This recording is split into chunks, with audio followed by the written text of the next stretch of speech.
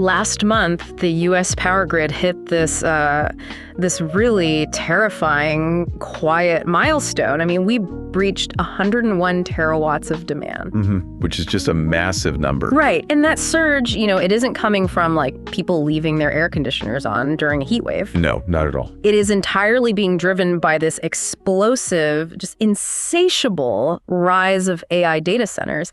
Tech giants are effectively building cities of servers. Yeah, and they require these massive, uninterrupted streams of electricity. Exactly. And they are quickly realizing the current public grid simply cannot handle it. They are desperate for reliable power. Oh, absolutely desperate. And today, we're looking at a natural gas company that seems to have looked at that desperation and just decided to completely rewrite its entire business model, basically to become the direct supplier to the AI revolution. It's a radical pivot. I mean, you were talking about a traditional exploration and production company in E&P, right? Deciding that simply pulling molecules out of the ground just isn't enough anymore. They want to do more. Yeah, they want to own the entire journey of that molecule, all the way from the shale rock straight to the server farm.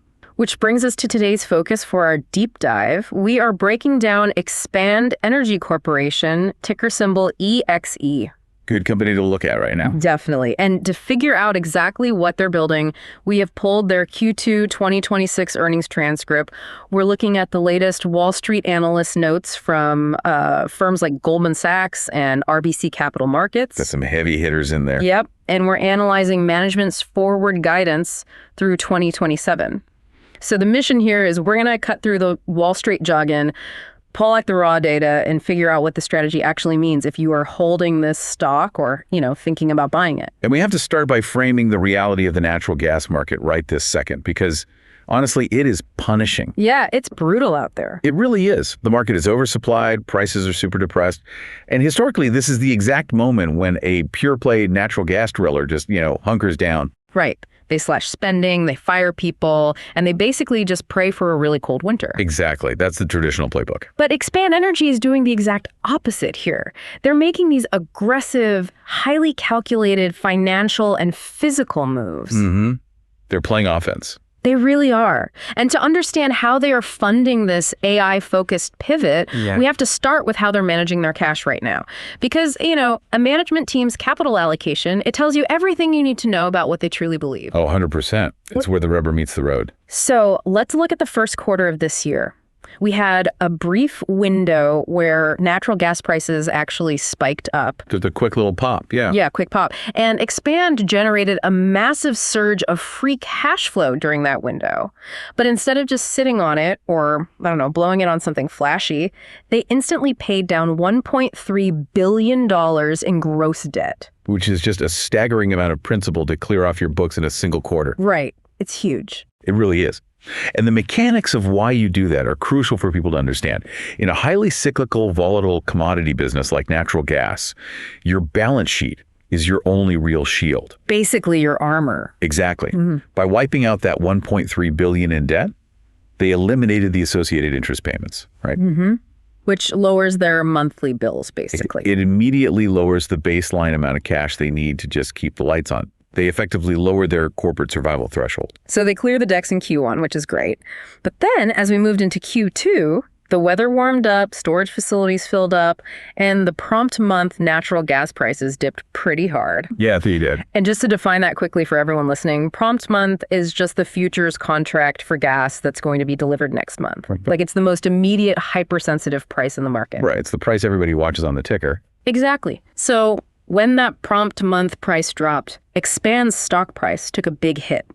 It completely dislocated from what management calls their mid-cycle price view of $3.50 to $4 per McF. And that mid-cycle price view, that is the anchor of their entire financial strategy. Let's break that down. Sure. So when we talk about natural gas pricing, we measure it per McF, which is 1,000 cubic feet. Management is publicly stating that they believe $3.50 to $4 per McF is the fundamental sustainable price required to balance supply and demand in North America over the long term. Okay, I have to pause there because if I'm looking at the prompt month price today, it is nowhere near $4. No. Not even close. So why is $3.50 to $4 the magic number? I mean, is that just management being overly optimistic to keep their investors happy, like making up a rosy number? It's a fair question, but no, it's actually based on the marginal cost of production across the entire continent. Okay, walk me through that. So if you look at all the natural gas basins in the U.S., the Permian in Texas, the Haynesville in Louisiana, Appalachia up in the Northeast, every single driller has a different cost to get the gas out of the ground. Depending on the rock, how deep it is, all that. Exactly. Some rock is cheap to drill, some is really expensive. Now, when you model out the massive demand wave coming by 2030, you have to ask yourself, what price incentivizes the drillers with the most expensive rock to actually turn their rigs on? Ah, okay. So it's not really about Expand's cost. It's about the industry's cost. Exactly. Like Expand might be able to drill profitably at, say, $2.50. But if the market needs 120 billion cubic feet a day, and the guy who produces that last marginal cubic foot needs $3.75 to break even. And the price has to rise to $3.75. Oh, yeah. Or else the gas stays in the ground and the market falls short. Okay, that makes total sense. So the price just has to come up to meet demand. Precisely the mechanic at play. So management is looking at all this macro data and concluding that the long-term equilibrium simply has to sit between $3.50 and $4, right, or the math of future supply just doesn't work. Right. So when the prompt month price collapsed in Q2 and the stock market kind of panicked, they started pricing Expand Energy as if natural gas was going to be stuck at $2.50 forever. But management didn't panic. Nope. They viewed it as a massive market mispricing. And they capitalized on it aggressively. Like they went into the open market and repurchased $850 million of their own outstanding shares. It's a huge move. Huge. That retired roughly 4% of the entire company in a single swoop. And on top of that, the board of directors just authorized an additional $1 billion for future buybacks. The sequencing of this is what separates, elite capital allocators from average ones. On the earnings call, Interim CEO Mike Wisterich made a really pointed comment. Oh, yeah. What did he say? He noted that while their peer companies were using this soft Q2 period to focus on paying off low-interest debt, Expand was buying back stock. Because Expand already handled their debt problem when cash was flush in Q1. Exactly. They were a step ahead. I love this from a personal finance perspective. Yeah. Because it's literally like getting a massive bonus at work and immediately paying off your high-interest credit cards. Right. You clear out your liabilities. Exactly. Yeah. Then, a few months later, the stock market crashes. Yeah. But because you don't have that big monthly credit card payment hanging over your head anymore, you have the liquidity, the flexibility to buy your absolute favorite asset on clearance. And in this case, their favorite asset is their own stock. Yep. And mathematically, when you retire 4% of the share count at a discount, you are structurally forcing the earnings per share, the EPS, to go up for every retail investor who holds onto the stock. It's basic math. The total earnings of the company are now being divided by fewer shares. It is immediate, permanent accretion. And that new $1 billion authorization is basically a loaded weapon sitting on the CFO's desk. Marcel Teunissen, the CFO, he laid out their cash waterfall very clearly. Yeah, he was very methodical about it. Right. First, they fund the core business, keeping the D&C, the drilling and completions machinery, running smoothly. Second, they protect the base dividend. Third, they manage the balance sheet. And whatever is left goes to the highest returning opportunity. Exactly. And right now, because the market is totally undervaluing their future cash flows, buying their own stock is the highest return they can find. It acts as a massive psychological and financial floor under the stock. If, say, algorithmic trading or short-term weather panics drive the share price down again next week, management is standing there with $1 billion net ready to capture that equity at a bargain. That is such a strong safety net for investors. It is, but this aggressive financial engineering only works if you actually have the operational cash flow to back it up. Right. It can't just be a spreadsheet trick. Exactly. Yeah. You can't authorize $1 billion buyback on paper if you don't have a durable cash engine in reality. Which brings us to the centerpiece of this entire earnings call. And frankly, the reason this company is so fascinating right now. To understand how they're building that durable cash engine in a market where gas prices are really low, we have to look at the massive physical acquisition they just closed. The Twin Eagle deal. Yes. Expand Energy just bought a company called Twin Eagle. And this isn't another drilling company. Twin Eagle is a premier physical marketing platform. They've been around a while, right? over 15 years in the business. They boast a 90% customer retention rate, and they bring over 1,300 unique industrial and utility customers to expand. We really need to define what a physical marketing platform actually does, because it is very different from the financial trading desks you hear about on Wall Street. Like guys in vests yelling at screens? Right, exactly. Twin Eagle isn't just buying and selling paper contracts on a screen. They're managing the actual physical logistics of moving natural gas molecules across the country. Wow, okay. Yeah, they handle the pipeline scheduling, the compression, and most importantly, the physical storage. And the storage numbers they bring to the table are mind-boggling. Twin Eagle adds 44 billion cubic feet, 44 BCF of physical storage capacity. That is a massive footprint. It pushes Expand Energy's combined pro forma storage up to 49 BCF. Let's visualize that for a second. Because when we say 44 BCF of storage, how are they actually holding that much gas? Like, are these just giant metal tanks sitting in a field somewhere? No, not at all. You just can't economically store that volume of gas in above ground tanks. When we talk about 44 BCF of storage, we are talking about massive geological formations deep underground. Oh, wait, like naturally occurring stuff. Mostly, yeah. These are usually depleted oil or gas reservoirs that are completely empty now, or massive salt caverns that have been deliberately hollowed out. They literally take the gas and pump it back into the earth under immense pressure to hold it there until it's needed. That is wild. Okay, so they basically have this massive underground vault. Let's talk about why that matters financially. The raw projections from the call state that Twin Eagle is expected to add $200 million in EBITDA in year one. Very strong numbers right out of the gate. Yeah. And just as a quick refresher for everyone, EBITDA is earnings before interest, taxes, depreciation, and amortization. It's essentially the pure operating cash the business generates. Yep, the true cash engine. And management expects that $200 million to grow to $350 million a year as they capture $150 million in synergies. So my question is, how does owning an underground vault generate $200 million in cash? It's through a mechanism management calls origination and optimization. Sounds like a mouthful. What does that mean? Well, the natural gas market is incredibly seasonal and incredibly volatile. Think about the shoulder months, the spring and the fall. When the weather is nice. Right. Nobody is running their furnace and nobody is running their air conditioner. Demand is low, so the price of gas is dirt cheap. Yeah. Twin Eagle's model is to buy gas or Expand's proprietary gas during these cheap months and physically inject it into those massive underground salt caverns. They just park it. They park it and they wait. Then, when a massive winter storm rolls across the Midwest, or a crazy heat dome parks over Texas in August, power demand skyrockets. Everyone turns on their AC all at once. Exactly. The local utilities desperately need gas to keep the grid from collapsing, and the local spot price of gas just goes through the roof. And that's when they cash in. That is exactly when Twin Eagle flips the switch. They withdraw the gas from the cavern, and they sell it directly to the utility at a massive premium. They're literally monetizing the volatility of the weather. Okay, so this is basically the farmer realizing he is getting screwed at the farm gate. Like if you are just a traditional E&P the farmer, in this analogy, you pull your crop out of the ground in Louisiana, you sell it to a pipeline middleman at whatever the local price is that day, and you just cross your fingers. Hoping for a good price, yeah.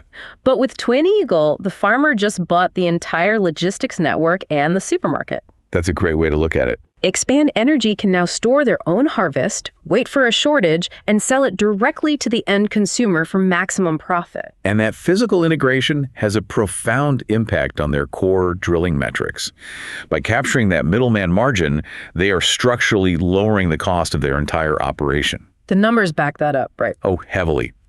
Management noted that their current corporate break-even, which is the price they need to just cover their drilling and operating costs, excluding dividends, is around $2.70. Okay, $2.70 is the baseline. The Twin Eagle acquisition immediately drops that break-even by 5 to 10 cents just on base operations. And when you layer in the $150 million in anticipated synergies over the next 2 years, it drops the break-even by another 10 to 15 cents. Exactly. So we are looking at a total 30-cent improvement in their corporate break-even. When you are producing 7.5 billion cubic feet of gas every single day, a 30-cent margin expansion is, it's a tidal wave of free cash flow. It drops their survival threshold down to the $2.40 range. That $2.40 break-even is a fortress. It means that even in the ugliest, most oversupplied natural gas market, Expand can still generate cash while all their competitors are bleeding out. Right. They can outlast everyone. They really can. But, it's important to note that this strategy did face some intense scrutiny on the earnings call. It wasn't all just applause. No, definitely not. Analyst Scott Hanold from RBC Capital Markets essentially asked the billion-dollar question. He said, if Expand wants to be a logistics and marketing powerhouse, aren't they stepping out of their core competency? Like, stick to what you know? Exactly. Why try to compete with dedicated midstream pipeline giants like Williams or Kinder Morgan who do this all day, every day? It's a really fair question. Why buy the supermarket when you spent the last 20 years perfecting the tractor? I would assume trying to lay thousands of miles of steel pipeline to compete with Kinder Morgan is a fast way to bankrupt an E&P. And Interim CEO Mike Wisterich was adamant that they are not doing that. His exact response was, we are not a midstream company and we are not trying to be a midstream company. Okay, so what's the difference? Companies like Williams have an asset-heavy business model. They spend billions of dollars laying actual steel pipe across mountains and rivers to collect a toll on the volume that flows through them. Expand's strategy with Twin Eagle is entirely different. It is a capital-light approach. Meaning they didn't buy the steel, they bought the software, the storage leases, and the customer Rolodex. Exactly. Wisterich emphasized that for a fraction of the cost of building a new pipeline, they acquired a 15-year-old network of relationships. They acquired these scheduling experts and the optimization software. So they're renting the pipes, essentially. Yes. They want to be an integrated natural gas company utilizing a philosophy they call going customer back. Customer back. I really love that phrasing. It implies a complete reversal of the traditional drilling mindset. It totally flips it. Right, because the old way is, let's drill a hole, see how much gas comes out, and then scramble to find someone to buy it. Hoping for a buyer. Yeah, but the customer back way is, let's go sit down with a massive data center in Virginia, find out exactly how many megawatts of baseload power they need guaranteed over the next 10 years, and then we work backward through our Twin Eagle logistics network all the way to our specific wells in the Haynesville to fulfill that exact order. And that level of bespoke guaranteed service is exactly why Philip Youngworth from BMO asked how Twin Eagle's existing customer base was reacting to the acquisition. Oh, yeah. What did management say? The word management used was giddy. Giddy? Really? Why giddy? I mean, if I'm a utility buying gas from Twin Eagle, why do I care who owns them, as long as the gas shows up? Because of counterparty risk. Ah, explain that. Before the acquisition, Twin Eagle's business relied on a three-legged stool: customers, logistics, and supply. They had the 1,300 customers, and they had the physical storage and logistics. But they were ultimately a marketing firm. You didn't make the product. Exactly. They had to go into the open market and buy the physical molecules from various drillers, and they had to rely on shorter-term credit facilities from banks to fund those purchases. They didn't control the ultimate source of the gas, and they didn't have a massive corporate balance sheet. Ah, I see it. Expand Energy steps in and replaces that wobbly third leg with a pillar of solid concrete. Bingo. Expand brings a pristine, multi-billion-dollar corporate balance sheet to guarantee long-term credit. And more importantly, Expand physically produces 7.5 BCF of gas a day. They own the molecule from the moment it leaves the shale rock a mile underground. It fundamentally changes the types of contracts Twin Eagle can write now. Because they have backing. Yeah. Before, maybe they could only guarantee supply for a year or two because they didn't know what the spot market would do. Now, backed by Expand's massive reserves and balance sheet, they can walk into a multi-billion-dollar industrial manufacturer and write a firm 10-year physical supply contract. Wow. The customer gets absolute certainty that their factory won't shut down during a freeze, and Expand locks in a premium long-term margin that just ignores the daily volatility of the spot market. None of Expand's traditional E&P competitors can offer that end-to-end, coast-to-coast physical guarantee. So we have the financial engine secured. They are buying back stock. They dropped their break-even to $2.40, and they have this massive Twin Eagle marketing arm ready to bypass the traditional pipeline middlemen. It's a great setup. But, the entire premise of going customer back requires one crucial element. The customers actually have to show up. Yeah, you need the demand. Right. If they are building this massive integrated machine to capture a demand wave, we need to look at whether that demand is real or just a Wall Street mirage. So let's dive into management's macro guidance, starting with the near term, which is undeniably rough. It is really rough. Management was remarkably transparent about the short-term headwinds, honestly. They guided that Q3 is going to be essentially flat, and they expect the broader U.S. natural gas market to remain modestly oversupplied through the first half of 2027. And what's fascinating is that the pain isn't necessarily coming from other dedicated gas drillers overproducing. Like Josh Viets, one of the executives, pointed a massive finger at the Permian Basin in Texas. Yeah, the Permian is the wild card. He noted that 3.5 BCE per day of new Permian egress is coming online by the end of this year, and that is going to flood the market. Let's break down the mechanics of this, because it is the ultimate paradox of the energy market. It really is. And it all comes down to the concept of associated gas. Okay, let's unpack that. So the Permian Basin is the most prolific oil field on the planet. The companies drilling there, the ExxonMobils, the Diamondbacks, they're drilling for crude oil because oil trades at, 70 or 80 bucks a barrel. It is incredibly lucrative. Right. Oil is where the big money is. Exactly. But when you fracture the rock and pull that oil to the surface, natural gas inevitably comes up with it.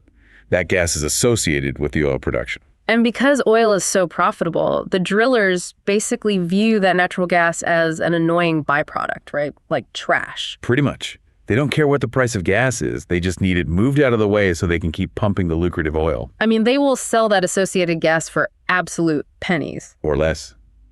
In some cases, when pipelines get congested, the local price of gas in West Texas actually goes negative. That always blows my mind. Negative pricing. It's crazy. The oil driller will literally pay someone to take the gas away so they don't have to shut down their oil wells. So when Viets talks about 3.5 BCF of new egress, he means new physical pipelines are finally being completed that will allow all that trapped, hyper-cheap Texas gas to flow out of the Permian and flood the broader U.S. market. Specifically hitting the Gulf Coast. Right. And if you are Expand Energy drilling pure natural gas wells in Louisiana and actually relying on the price of gas to make a profit, that tsunami of cheap byproduct from Texas is a massive headwind. It depresses the national price. It's a huge structural oversupply issue in the short term. So the critical question for an investor is, how does a management team act when they know the market is going to be flooded for the next 12 to 18 months? Their action plan is honestly an exercise in extreme discipline. Now, they did note they are ramping up production slightly in Q4, targeting about 7.6 BCF per day. Yeah. But if the market is oversupplied, I'd assume they would want to cut production across the board. So why the localized ramp in Q4? It comes back to Twin Eagle and optimizing regional pricing. That specific Q4 production ramp is concentrated in their Appalachia asset base up in Pennsylvania and Ohio. Oh, okay. They're increasing production there specifically to time the winter heating demand in the Northeast. They know that when the temperature drops in New York and Boston, pipeline bottlenecks cause the local price, the regional basis to spike. Right, because everybody turns on their heat. Exactly. It completely decouples from the national oversupply. So they are turning the spigots up exactly where and when the local premium exists. Oh, that makes sense. But on a macro level, their annualized baseline run rate is holding steady at 7.5 BCF per day.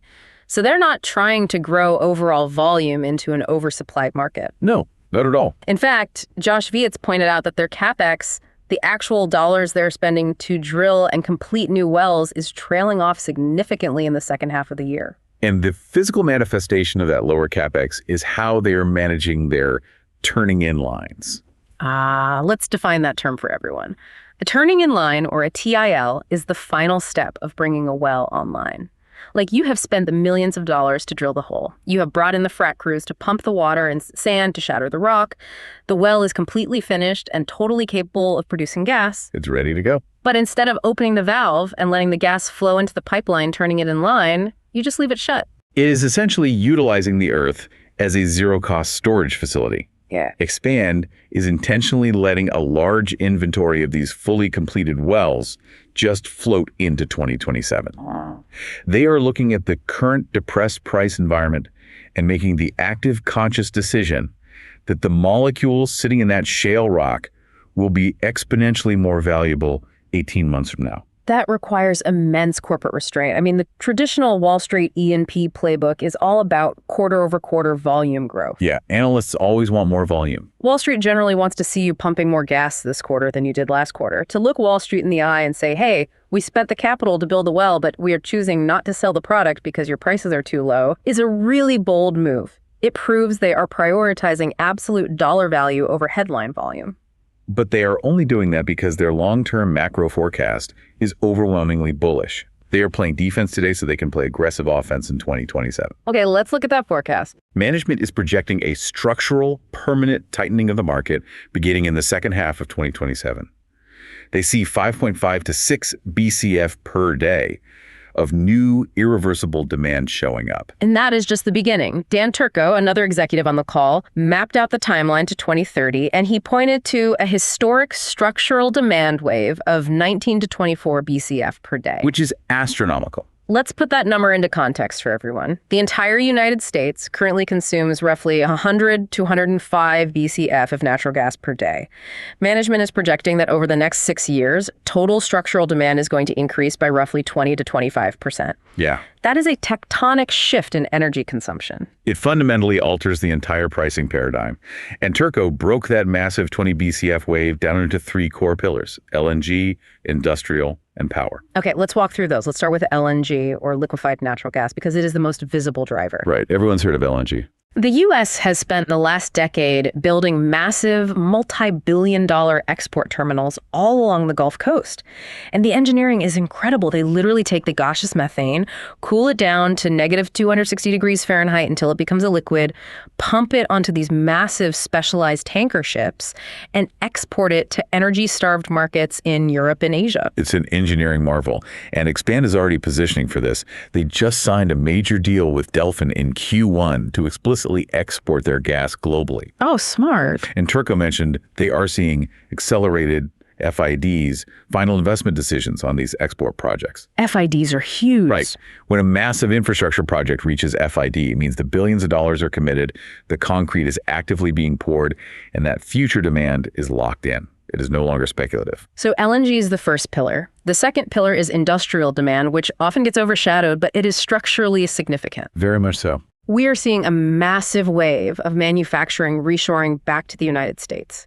And this is driven in large part by the fact that U.S. energy is incredibly cheap and reliable compared to, say, Europe. Oh yeah, European energy costs are brutal right now. So Turco noted significant industrial expansions happening right in Expand's backyard, down in the Haynesville area of Louisiana and East Texas. He actually stated they're currently in confidential late-stage conversations with new industrial sites right now. So they're going to use that Twin Eagle marketing arm to bypass the grid and sell directly to these new factories. Exactly. But the true wild card, the pillar that has completely upended every historical model of grid demand, is power. Specifically, power for AI data centers. And this is where the narrative of the entire energy sector just shifts entirely. The transition from basic cloud computing to generative AI requires an exponential leap in processing power. It's not just regular servers anymore. No, not at all. And those massive server racks require an unprecedented amount of continuous electricity, both to run the processors and to power the massive cooling systems required to keep the servers from literally melting. This goes back to our intro hook. Turco noted on the call that just a couple of weeks ago, the U.S. electrical grid hit an all-time record demand print of 101 terawatts. The grid is already straining under the weight of our current economy, let alone the influx of AI. It's bursting at the seams. And the critical detail here is the type of power these data centers require. You cannot run an AI server farm exclusively on solar panels or wind turbines. You can't. And that's because of the concept of baseload power. Okay, explain baseload. Intermittent renewables are fantastic when the sun is shining and the wind is blowing. But a multi-billion-dollar data center cannot shut down when a cloud rolls over or the wind dies at 200 a.m. Right, ChatGPT can't just turn off because it's cloudy. Exactly. They require a flat, unwavering, 100% reliable stream of electricity, 24 hours a day, 365 days a year. And in the United States, as we phase out coal plants, the only fuel capable of providing that reliable baseload at scale is natural gas. Turco even specifically mentioned the rise of microgrid solutions. Tech companies are realizing that the public electrical grid is too congested and too slow to permit new transmission lines. Like, they can't wait 5 years for a local utility to string new wires to their data center. They don't at the time. The AI race is happening now. Right, so they are starting to look at building their own dedicated private natural gas power plants right next to their server farms. They're essentially going off-grid. And if you are, say, Amazon or Microsoft, and you're building a private power plant, who are you going to call to secure the physical natural gas to run it? Not some small guy. You need absolute certainty that the fuel will be there every single day for the next 20 years. You aren't going to buy it on the volatile spot market. You are going to call an integrated capital-light marketing powerhouse that owns 49 BCF of physical storage, possesses a fortress balance sheet, and physically controls 7.5 BCF of daily production. You are going to call Expand Energy. You're calling Expand Energy. It is the ultimate manifestation of the customer back strategy. But, this entire thesis relies on Expand's physical ability to actually pull that much gas out of the ground when the data centers and the LNG terminals come calling. That's the execution side of it. Exactly. We need to look at their operational readiness. How are they prepping the physical asset base to meet a 20 BCF demand wave? This is where we transition from high-level marketing strategy to hard subsurface engineering. Yeah. Because their operational execution in the Q2 data was exceptional. They are quietly dominating the Haynesville Basin. Tell me about the Haynesville stuff. The most striking data point is that they added over 100 high-quality drilling locations in an area they call the NFZ extension.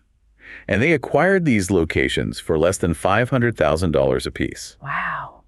I actually noticed that on the call. And Charles Meade, an analyst from Johnson Rice, basically called them out on it. Yeah, he was skeptical. He asked the obvious question. In a basin as mature and heavily explored as the Haynesville, if this land was just sitting there, open and unleased, why is it suddenly a gold mine for Expand when nobody else wanted it? How do you buy Tier 1 drilling inventory for $500,000 a location? It all comes down to unparalleled technical expertise and proprietary data. Josh Veeds explained the physical reality of the NFZ extension. Okay, what is the catch? To access the gas in this specific area, you have to drill down an additional 2,000 feet in true vertical depth. You are going incredibly deep into the Haynesville and Bossier Shale formations. And when you add 2,000 feet of vertical depth, the physics of drilling change dramatically. You are dealing with ultra-high temperatures that can literally melt the electronics in the drilling tools, right? Yes. And you are dealing with incredibly high-pressure reservoirs that require massively heavy, expensive drilling muds just to keep the well from blowing out. It requires specialized, heavier steel casing and immense engineering precision. Most operators look at the geological data for that depth. They calculate the risk and the exorbitant cost of the specialized equipment, and they just walk away. They write it off as Tier 2 or Tier 3 rock because it's too difficult to drill profitably. But Expand Energy didn't walk away. No, because Expand Energy isn't a newcomer. They have been operating in this basin for a decade and a half. They have amassed an unparalleled subsurface data set. Vietz stated that their specific goal is to target rock that looks undrillable to everyone else and use their technical superiority to turn it into Tier 1 returns. That is brilliant. They move in early, they buy the leases for pennies on the dollar compared to traditional core acreage, and they map out the future inventory. And it's not just the drilling, it's the completions too. Once you drill the hole, you have to frack it. I saw a fascinating note in the transcript about their sand procurement strategy. Oh, the frac sand stuff is super interesting. Right. When you hydraulically fracture a well, you pump millions of gallons of water and millions of pounds of sand down the well bore under extreme pressure. The water shatters the rock, and the sand grains the proppant basically wedge into those microscopic cracks to hold them open so the gas can flow out. That's the basic mechanics of it, yeah. Expand is apparently procuring their sand at roughly 1/3 of the cost of their competitors. How is that even possible? Scale and logistics. Because Expand is the largest independent natural gas producer, they have immense purchasing power. They aren't just buying sand on the spot market. They secure massive, long-term logistical contracts that smaller drillers simply cannot match. So they just bully the suppliers into a better price. Pretty much. But the critical part is what they do with that cheap sand. Because the sand costs them so little, they can afford to pump significantly larger, more complex frac designs into the rock. They are calling this their Gen X testing. John Freeman from Raymond James asked about this Gen X design on the call. What is the physical goal of pumping all that extra cheap sand into the well? Like, does it just make more gas come out immediately? No, actually, it's to fundamentally alter the decline curve. Decline curve. Yeah. In a standard Haynesville shale well, the gas flows at a massive rate on day one, but it declines rapidly. You typically produce about 70% of the total lifetime gas, the estimated ultimate recovery, or EUR, in just the first couple of years. Then production falls off a cliff into a long, low-volume tail. Oh, okay. The Gen X completions are designed to create a structural change in how they drain the reservoir. Right. By pumping more sand and fluid, they're trying to radically enhance the stimulated rock volume. Meaning they're shattering a much wider, denser network of rock around the horizontal pipe. Precisely. They are creating more pathways for the gas to escape. The goal isn't necessarily to increase the massive day one flow rate, but to flatten the decline curve in year 2 and year 3. Ah, so it stays steady. Right. If it can keep the well producing at a higher, steadier rate for a longer period of time, the financial returns on that single well skyrocket.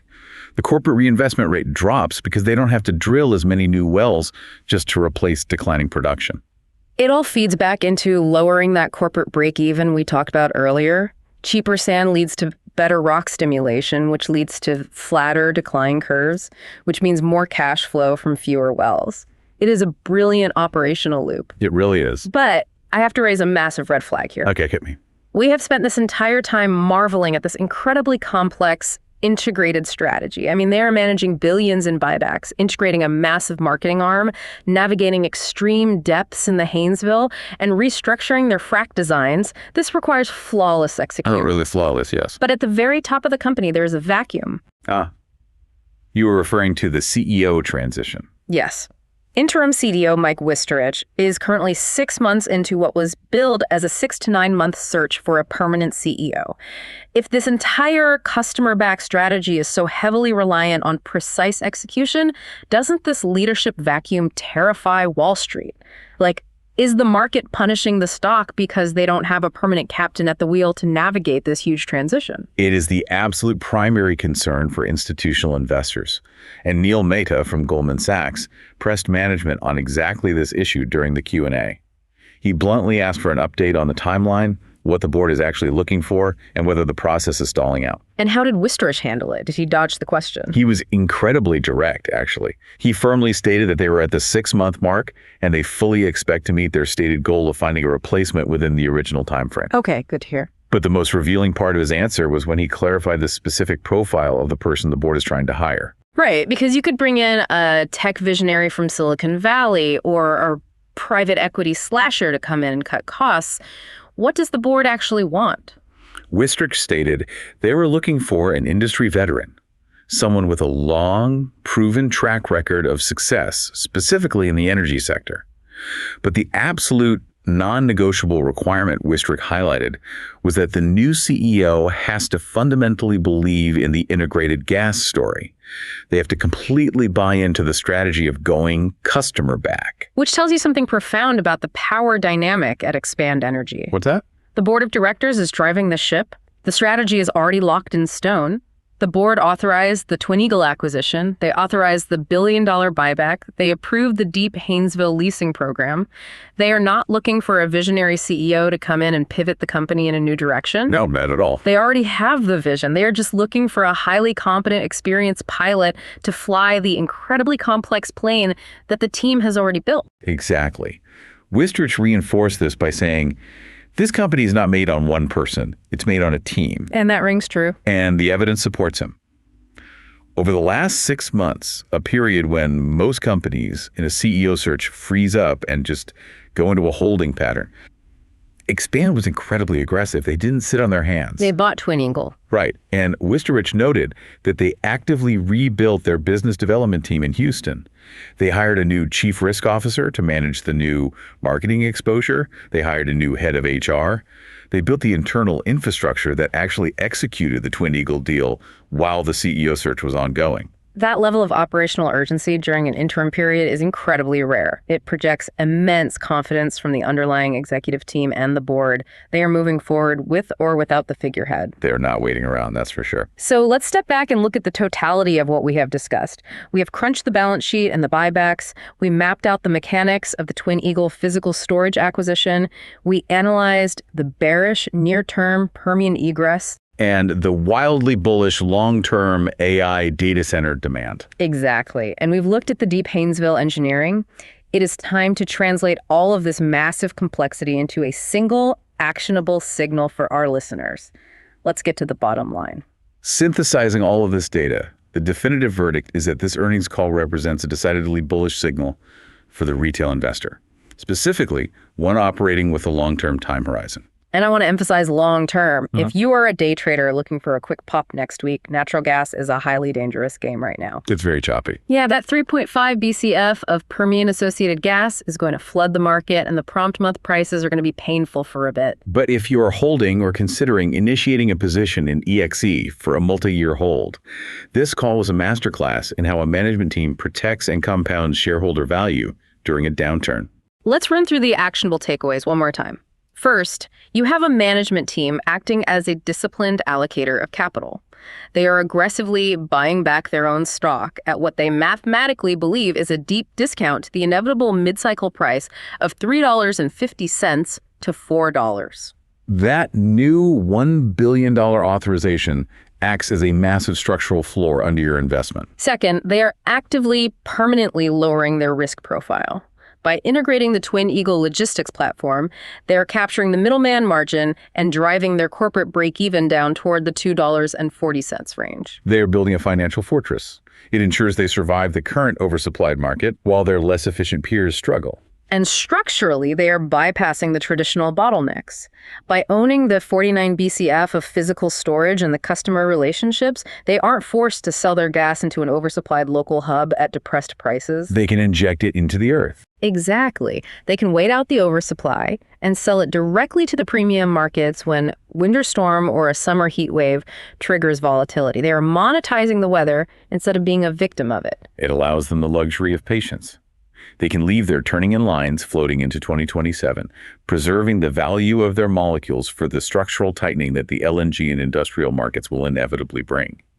So if we synthesize this entire play into one thought, when you buy a share of Expand Energy today, you are not buying a traditional passive farmer. You aren't buying an E&P company and just crossing your fingers, hoping for a lucky break in the weather or a random spike in spot prices. You are buying a highly integrated, capital-light logistics network attached to decades of Tier 1 subsurface drilling inventory. Exactly. You are buying a company that is actively weaponizing its pristine balance sheet today during a soft market to absolutely dominate the inevitable data center, industrial, and LNG energy rush that is coming in 2027 and beyond. They are acting like true owners of the business.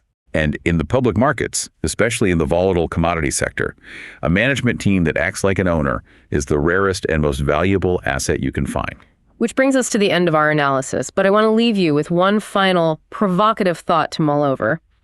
It is something that wasn't explicitly modeled in the Q2 guidance, but it is the logical, inevitable endpoint of this entire Twin Eagle strategy. The macro question about grid bypass. Exactly. We discussed the AI boom and the U.S. grid hitting 101 terawatts.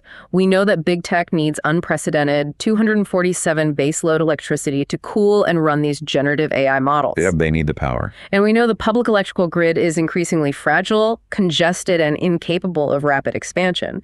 The question is, how long until we see traditional natural gas drillers completely bypass the public utility grid altogether? It represents the ultimate evolution of Expand's customer-backed model. Think about it.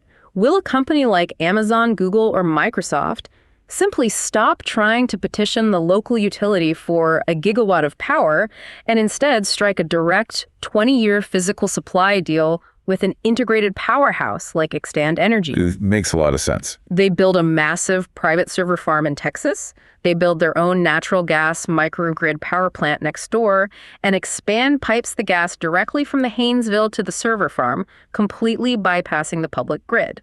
Expand is uniquely positioned to underwrite that exact kind of mega deal.